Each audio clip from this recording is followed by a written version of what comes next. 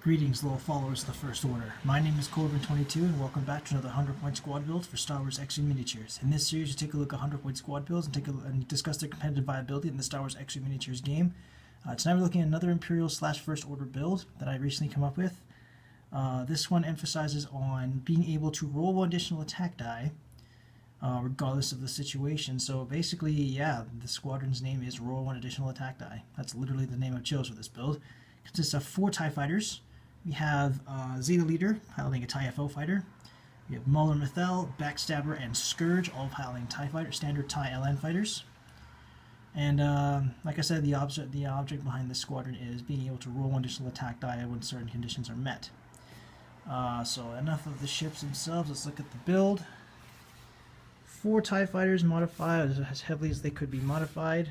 Pretty much all of them have upgrades that help maximize their combat efficiency and take advantage of their abilities. We're going to start with the black sheep of the build, so to speak. And that is the Zeta leader. Coming in at a pilot skill of 7, he flies the Sinar Fleet Systems TIE FO fighter for the First Order. He has a standard stat line of a TIE FO. He has an attack value of 2, agility value of 3, hull value 3, shield value of 1. His action bar consists of the focus, target lock, barrel roll, and evade actions. Cost 20 points to field. His upgrade bar consists of an EPT, a tech upgrade, as well as an unlisted tile modification. His pilot ability reads, when attacking, if you are not stressed, you may receive 1 stress token to roll 1 additional attack die. So Zeta leader basically is a built-in opportunist. Only the upside about this move ability is that he doesn't require his target to have a focus or evade. Even if they have focus or evade, as long as he's not stressed, you can stress out to get that additional attack die, which is very handy. So basically, as long as you're not stressed, you can just keep spamming that ability, and it's just fine. Considering the TIE FO has lots of green maneuvers to work with, really is of no consequence. For his modification, gone with a stealth device. Comes in at a squad point cost of 3. It reads, increase your agility value by 1. If you are hit by an attack, discard this card. So basically, this temporarily bumps up Zeta leader's agility value to 4. There's a reason I'm doing this. Normally, I don't like using stealth device, but there's a reason I'm doing this, and I'll show you in just a minute. Or actually, I'll show you right now. For his EPT, I've chosen Expose.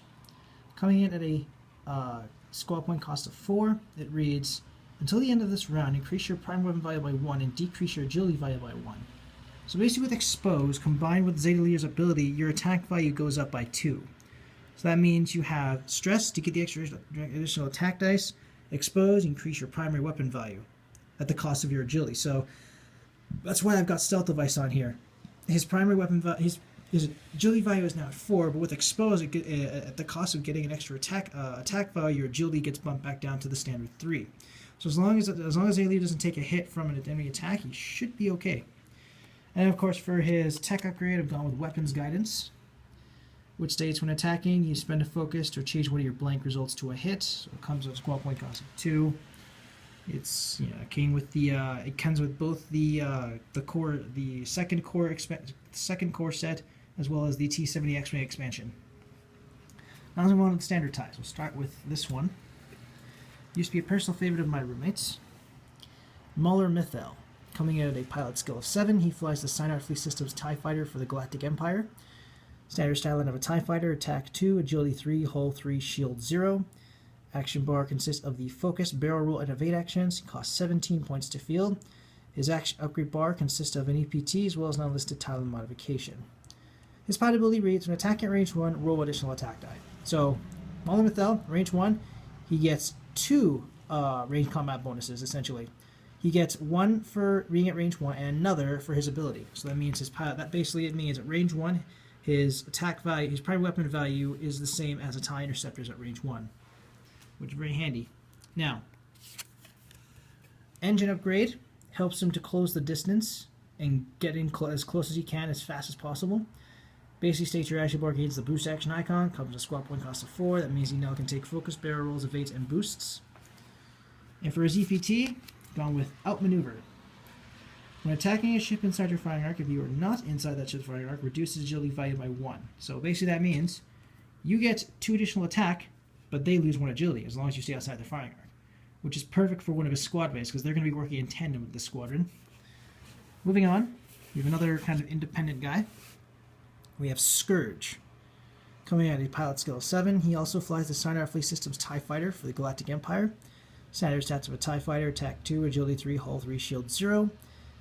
Consists of the Focus, Barrel, and Evade actions in his action bar. Costs 17 points, and his upgrades are an APT and an enlisted talent modification. His pilot ability reads: when attacking a defender that has one or more damage cards, roll 1 additional attack die. So, straightforward. If the guy has a damage card, doesn't matter if it's a hit or a crit, he gets 1 more attack die. So basically, this guy is kind of meant to finish off already weakened ships.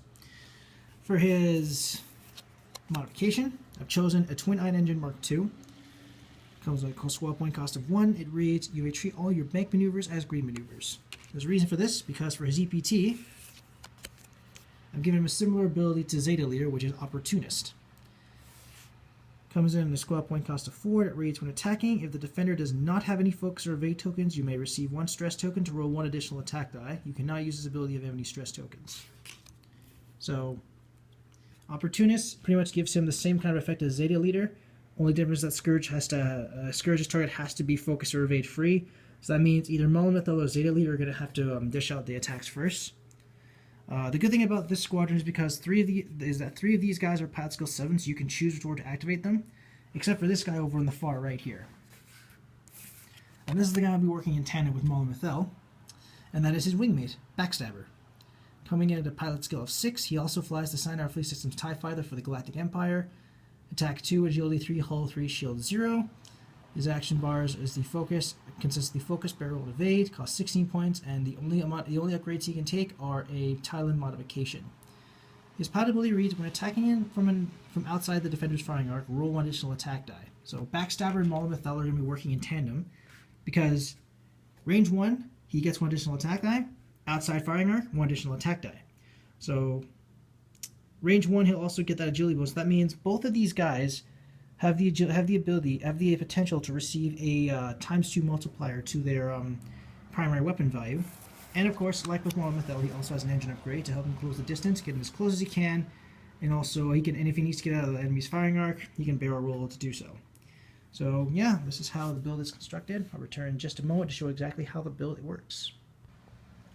Okay, all the ships are in place. In this scenario, we've got all the TIE fighters here up against Kalto Liachos, I think that's his name, Kaltos Liachos. We have Dace Bonearm, we have Palav Godali, we have a Tansari Point veteran. All these guys are taking their actions. Zeta Leader's taking a target lock. Scourge is a focus. Palav Godali is a focus. He has an evade. He has a focus. And these guys took boost some barrel rolls to ensure that they stay out of their firing arc. I believe, yeah, out of the firing arc. So let's start the combat phase. So start the combat phase. We're going to give the Empire the initiative on this one. So that means Zeta Leader, Scourge, and Mauler Mithel are going to be able to shoot first.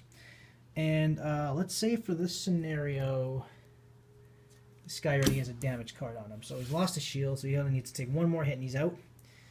And let's do this. Alright, so we'll start with Mauler Mithel. He is at range 1, so he's going to get 2 dice, plus his range combat bonus, plus his ability. Dace Bonearm would normally get 2 dice, but Outmaneuver strips him of 1 of those, because he's out of the firing arc. So it's a 4 versus 1 with no modifier. Dace Bonearm has a focus modifier. And look at that, we have 2 hits and a crit. So Dace is definitely going to suffer some damage. And let's see what we got here. A blank. So Dace takes a shield and 1 hit, and his critical is Damage Engine. All turns are red maneuvers. Now I go on to Scourge. I'm going to do Scourge next. Scourge, he's at range 1, so he's also going to get 1 attack die. So he's going to get a second one because of his ability. He's attacking a damaged ship, so he gets 1 additional attack die. And I would stress the Opportunist, but he has an evade, so I cannot stress an Opportunist. So it's going to be a 4 versus 3. So if I roll this right, okay. So I'm going to spend my focus for 2 hits. So the 10-star pilot has a chance to survive this. And he does not. Even with the evade, he's out. So that guy's gone. That damage card here. Now we move on to Zeta Leader. Zeta Leader has a target lock. He's also at range 1, so he's going to get 1, 2, 3. He's then going to stress with his ability. And then let's say he always had the target lock, so for this he's going to do expose. So that means he's going to get 5 dice. So we got range 1, his ability, expose, at the cost of his agility. And of course the Zeta here only gets 2 dice. So it's going to be 5 versus 2 with a target lock modifier. And I've got 2 hits, 2 blanks, and a focus. I'm going to spend the target lock I have. Oh, 3 hits and a crit. Yeah, this is enough to kill him. Let's see what we got here. Spend the focus. It's an evade, so that hit's cancelled. So he loses his shield, and his critical damage is console fire. Start of the combat phase, roll 1 attack die. On hit results, suffer 1 damage. Action, flip face down. So that's his crit damage.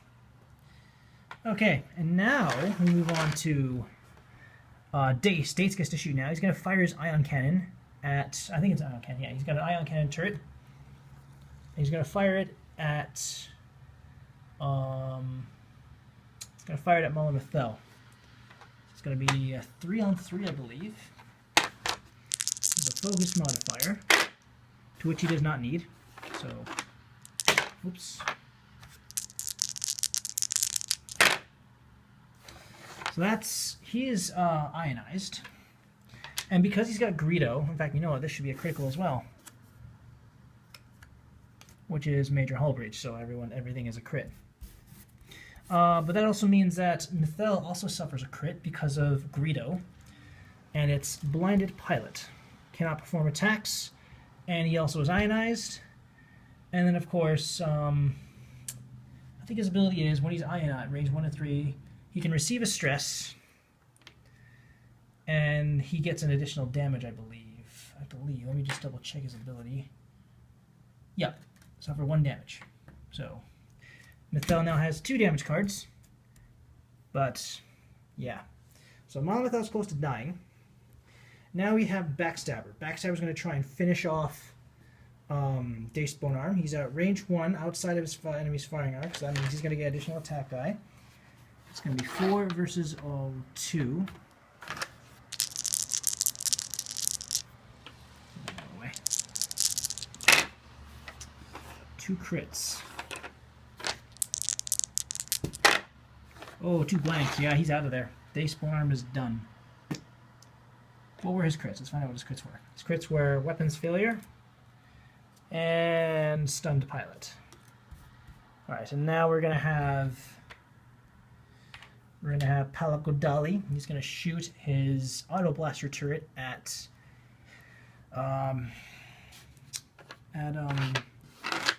Backstabber here. Spend the focuses, and the auto blaster turret basically guarantees that I cannot damage those, so that's 2 damage by default onto Backstabber. So, and then of course we have this guy, but he has no shot.